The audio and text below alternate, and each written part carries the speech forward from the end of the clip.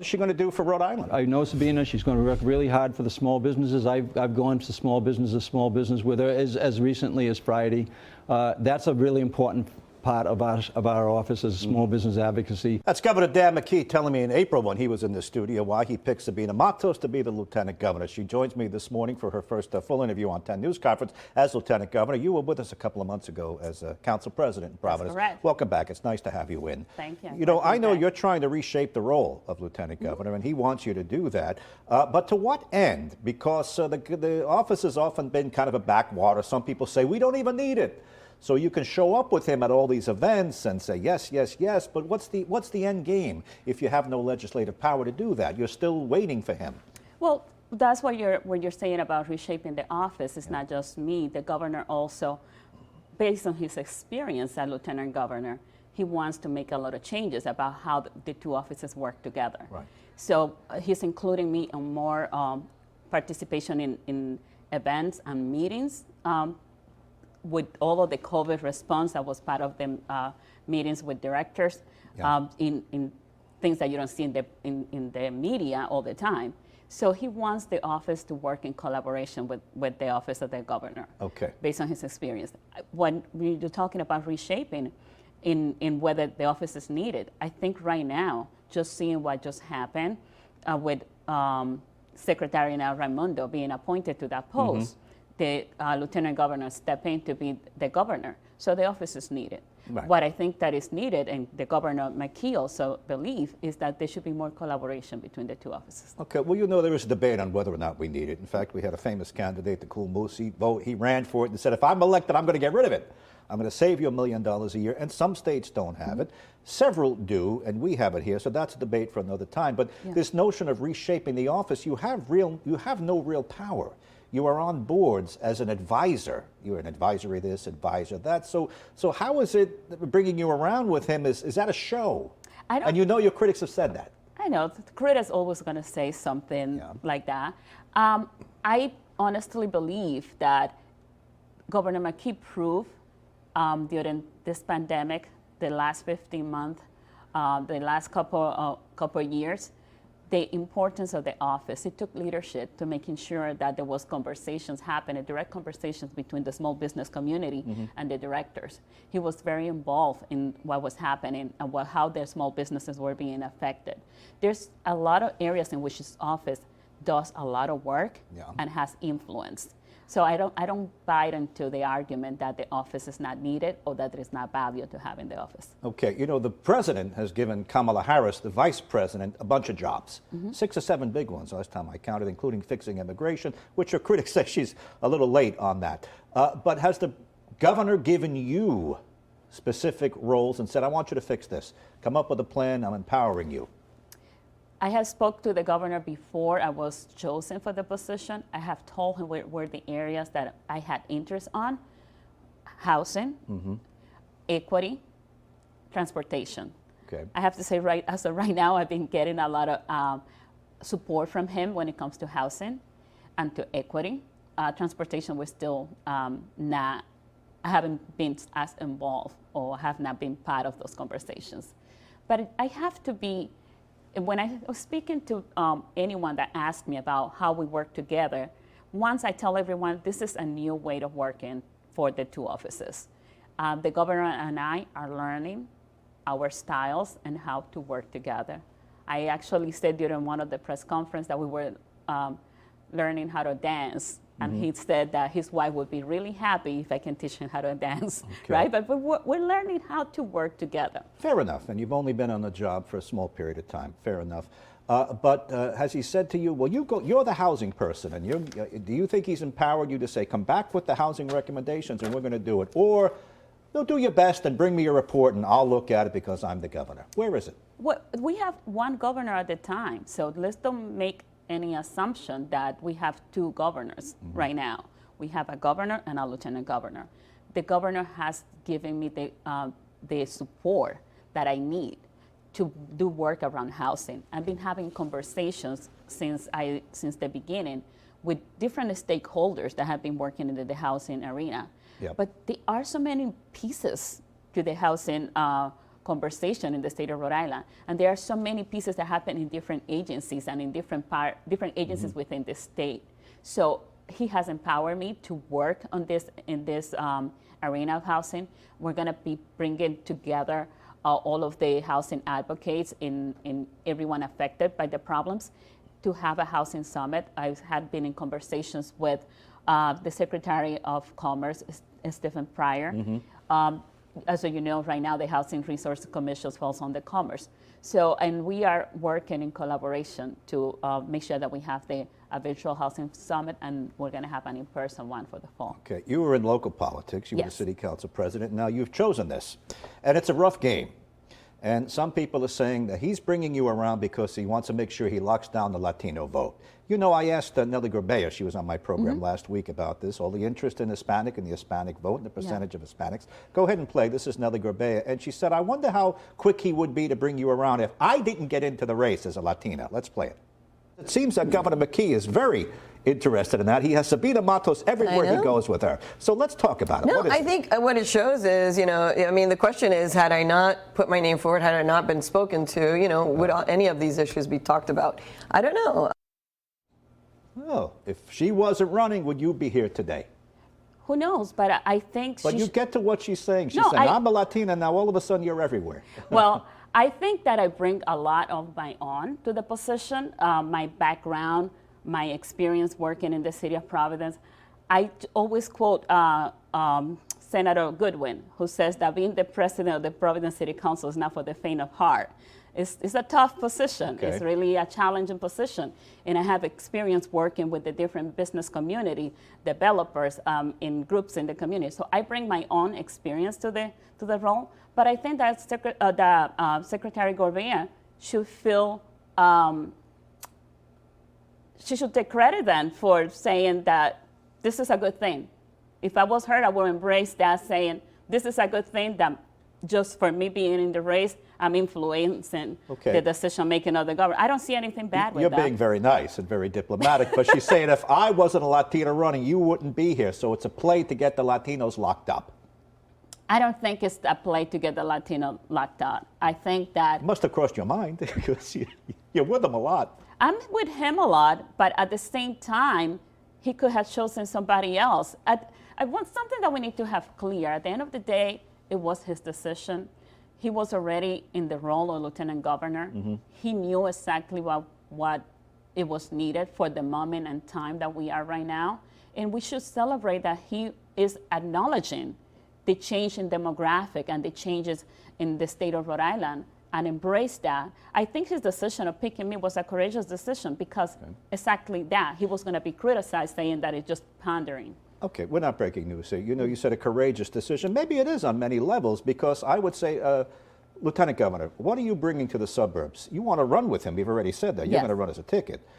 We don't have official tickets, but you're going to be with him when he runs again in a short period of time. What are you going to bring to the suburbs? Because people in the suburbs who send a lot of money up to Providence and taxes are going to say that's a failed school system, that's a failed city on many levels. How are you going to overcome that baggage?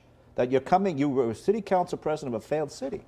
Actually, I have been visiting different cities and towns, and I've been getting a really warm and nice welcome so far everywhere I go. I haven't gotten any negative things that I can report of.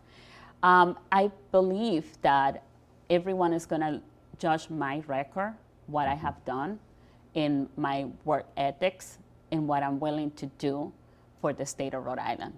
I don't think it's going to be judged just on actions or of others. Or I think they're going to give me a fair chance to prove myself. I don't think I believe you probably are very warmly welcome. You're a very nice person. And by the way, some of the others in the running, I have no qualms with anyone. But the argument is, you come from a city with a failed school system. You come from a city with a failed pension obligation. You come from a city that's in the news all the time for one reason or another. They're not good. So how are you going to overcome those things? Well, I can tell you that the problems that the city of Providence has right now didn't just happen within the last 10 years in which I was a member of the Providence City Council. This is a problem that comes from decades.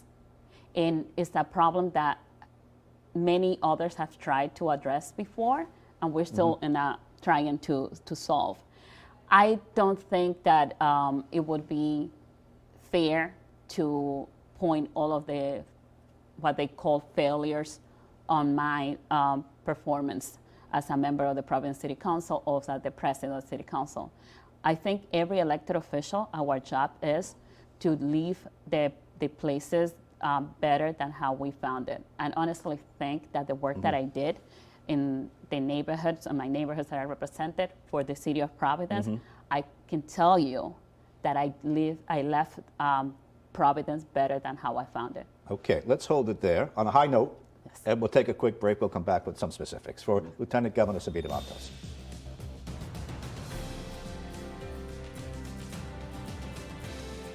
Welcome back. We continue with Lieutenant Governor Sabina Matos. When I had you in as council president a while ago, you said you were looking at one way to move money around from the police department. And then the headline says, I wouldn't vote for the budget if it doesn't cut police funding. So you were for defunding the police. Now you flip-flop back and say you're not. Make that clear. I can make it clear. If I remember correctly, I don't have the article in front of me. That was a community meeting that happened, and the question was if to vote for a budget that would not reallocate funding to social services agencies. That's what I said. But I have been very clear that my position has shifted based on conversations that I had with residents in my neighborhood, community meetings. We had a very long finance committee meeting, public hearing, in which a lot of individuals came to testify against the police. But I heard a lot of voices, but I did not see people from my neighborhood, the ones that normally are participating in neighborhood meetings, that normally reach out to me with issues in the neighborhood. And when I went back to them, they didn't want me to defund the police. Okay. They were very concerned with that. What I did is, before I left on the Providence City Council, I authorized $217,000 to go to family services for the Gold Team program. That is a program that is helping the police department to make sure that whenever there is a response to an issue with someone that has mental health or any other social services issue, there is someone in there that can respond, that is not always the police. Okay, so let me be clear. You, at one point, wanted to defund the police. Then you heard from your constituents and said, no, I'm not going to defund the police. And then was a quote a couple of weeks ago, you said, well, that was an emotional response. Yes, I wanted to defund, but now I don't. It was an emotional response to the news media. So I would say, well, listen, if the next murder comes along or the next problem comes along, are you going to flip-flop back? No, I think that was a misquote when they said that it was an emotional response. I think that if you go and listen to the audio, I was talking about the response that everyone was having. I was talking about the United States by watching the murder of George Floyd. So I was saying that everyone was emotional. I was not saying that my response was emotional or my decision was emotional. I was talking about as a community in the United States, we were all emotional. Okay, but right now, as it stands, Yes. you are not for defunding the police. I'm not for defunding the police, but I am for putting resources to programs that are going to assist, because I don't believe that the police can solve all the problems. I Right now, understand. we're calling the police for Yes. everything. I understand Mayor Allures has made that clear. By the way, he may be running, as you know, in the mix too, but he said we don't need a cop to respond to an accident, a fender bender. So no one is saying more money for other agencies would be beautiful, but there is a concern, and as I said, you are not for cutting the police budget. If we can come up with other money for social workers and other units, you would be for that, but not for taking from the police. Not for taking, but I believe that eventually, once we're able to have more services, there will be a reduction, because there's not going to be a need for as many members or as many resources going to the police, because we're going to have other programs that I are going to be understand. taking care of those issues. I understand what you're saying. Yeah. If you have a unit that just responds to traffic calls and they're not cops, so at a certain point down the road it would realign everything. I understand. Okay. Today on the radio, Governor McKee told me he is not for sanctuary cities. Now, your city was pretty much a sanctuary city. Do you disagree with him on that? Remember, I don't think it was exactly about sanctuary city. I think the question was about the driver's license. Yes, but Yeah. in answering that, he said, I'm not for sanctuary cities, No, but. I missed that. I think Yeah. I'm for the driver's license for undocumented individuals because it's an economic issue and it's a public safety issue. Jim, we can pretend that it's not happening, but it's happening.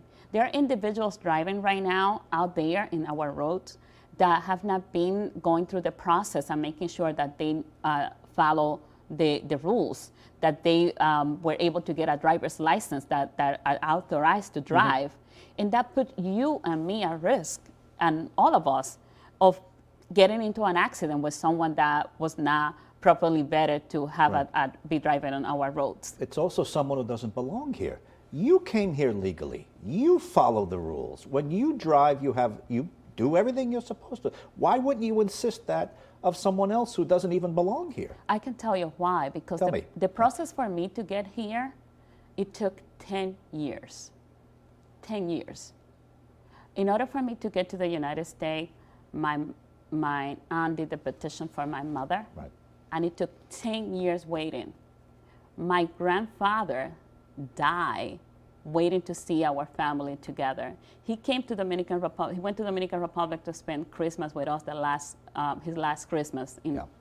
I remember him saying, "I can't wait for the date in which all of you are together with us." So it's not as easy as people talk about the immigration process.